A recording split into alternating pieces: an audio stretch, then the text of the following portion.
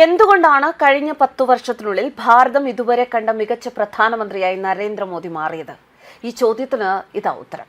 മോദി ഏകപക്ഷീയമായ നിർദ്ദേശം നൽകുന്ന ഒരു നേതാവല്ല, മറിച്ച് ഉദ്യോഗസ്ഥരെ കേട്ടിരിക്കുന്ന, രാജ്യത്തിന്റെ വളർച്ച വാക്കുകളിലല്ല പ്രവൃത്തിയിലാണ് എന്ന് വിശ്വസിക്കുന്ന ഒരു പ്രധാനമന്ത്രി.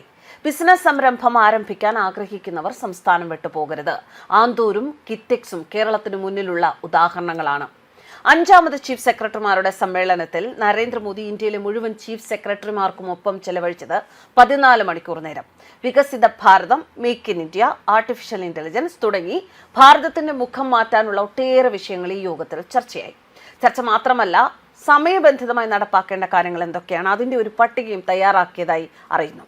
ഡിസംബർ 26, 27, 28 തീയതികളിലാണ് യോഗം നടന്നത്. ഇതിൽ ഒരു സാധാരണ ഉദ്ഘാടന പ്രസംഗം മാത്രം നടത്തി പ്രധാനമന്ത്രിക്ക് അടുത്ത വേദിയിലേക്ക് പോകാമായിരുന്നു. പക്ഷേ അദ്ദേഹം മുൻകൂട്ടി കാണുന്നത് രാജ്യത്തിന്റെ വളർച്ചയാണ്.